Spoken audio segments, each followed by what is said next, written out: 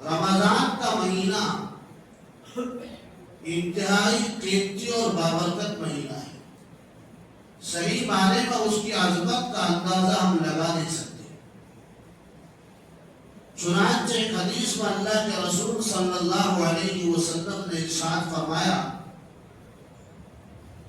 کہ اگر لوگوں کو یہ معلوم ہو جائے کہ رمضان کیا چیز ہے تو لوگ یہ تمنا اور خواہش کرنے لگے کہ اللہ پورا سال رمضان ہو جائے.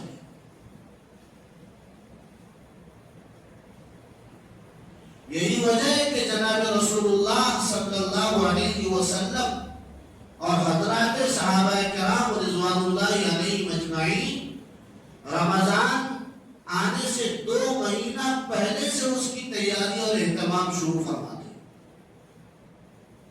رجب کا چاند جیسے ہی نظر آتا اللہ کے رسول صلی اللہ علیہ وسلم دعا کرتے اللہم بارک لنا فی رجب و شعبان وبلغنا رمضان. اے اللہ شعبان اور رجب کے مہینے میں ہمیں برکت عطا فرمائیے اور رمضان تک پہنچا دیجیے. چونکہ ان حضرات کے ہاں اس کی بہت اہمیت تھی, اس کی قدر اور قیمت وہ لوگ جانتے تھے, اسی لیے 2 مہینہ پہلے سے یہ آرزو اور تمنا اور دعا کا اہتمام کہ اللہ رمضان تک پہنچا دیجیے. اس کے برخلاف ہمارا حال یہ ہے کہ 2 مہینہ پہلے تو کیا رجب شعبان گزرنے کے بعد حتیٰ کہ رمضان کا مہینہ شروع ہو جائے لیکن پھر بھی ہماری غفلت ختم نہیں ہوتی, ہماری زندگی میں کوئی تبدیلی نہیں آتی, ہماری زندگی کے معمولات میں نیکی کرنے میں کچھ اضافہ نہیں ہوتا. جیسی زندگی پہلے گزر رہی ہے ویسی ہی زندگی گزرتی رہتی ہے. رمضان آتا ہے اور آ کر چلے جاتا ہے, ہم اس سے کچھ فائدہ حاصل نہیں کر پاتے. اسی لیے رمضان المبارک آنے سے پہلے ہمیں رمضان کے لیے ابھی سے تیاری کر لینی ہے. رمضان کے لیے ابھی سے تیار ہو جانا ہے. یہ نیت کر لینا ہے کہ ہم رمضان المبارک کا اہتمام کریں گے اور زیادہ سے زیادہ رمضان کے اس مبارک مہینے سے فائدہ اٹھائیں گے. بلکہ یہ نیت کریں کہ اللہ اس سے پچھلے سال یا اس سے گئے سال رمضان جیسا کیسا گزر گیا لیکن یہ رمضان ہم ایسا گزاریں گے کہ جو ہمارا مثالی رمضان ہوگا. اب رمضان مبارک کے آنے سے پہلے تیاری کیا کرنی ہے؟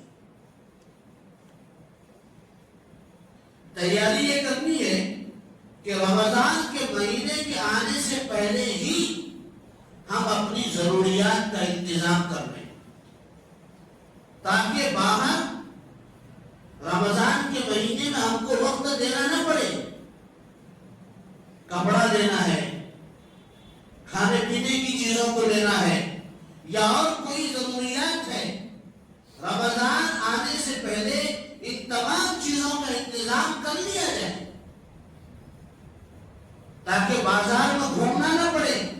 رمضان کی قیمتی اوقات کو ہم بازار میں ضائع اور برباد نہ کریں.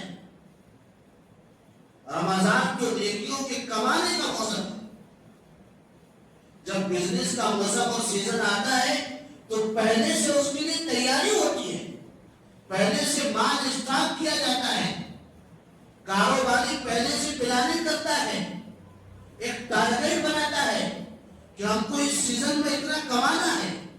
لیکن رمضان کا مہینہ آنے والا ہے, ہم کچھ ٹارگیٹ نہیں بناتے, ہم کچھ ترتیب نہیں بناتے کہ رمضان کے مہینے کو ہم کو کیسے گزارنا ہے.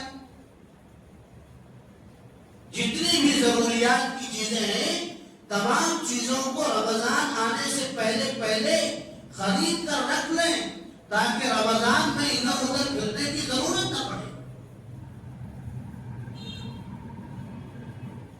اور ابھی سے نیکیوں میں اضافہ بھی کریں.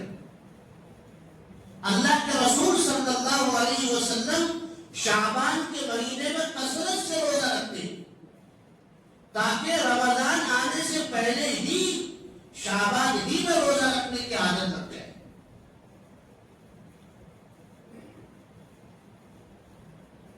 حضرات صحابہ کرام شعبان کے مہینے میں قرض چکاتے، کوئی معاملہ ہو اس کو حل کر لیتے، تلاوت قرآن میں اضافہ کرتے، نوافل کے اہتمام میں اضافہ کرتے، اور اس طرح وہ حضرات رمضان کا استقبال کرتے، اس کا ویلکم کرتے۔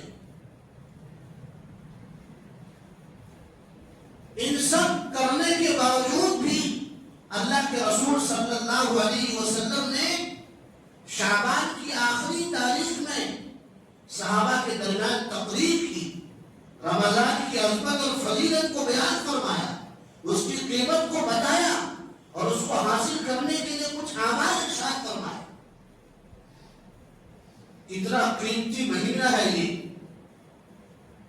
اللہ کی رحمتوں کی برسات ہوتی ہے، لیکن رحمتیں جو برستی ہے، لیکن اللہ کی رحمتیں، اللہ کی رحمت کی بارش انہی دل میں پڑے گی جن کے دلوں کا رخ اللہ کی طرف ہے۔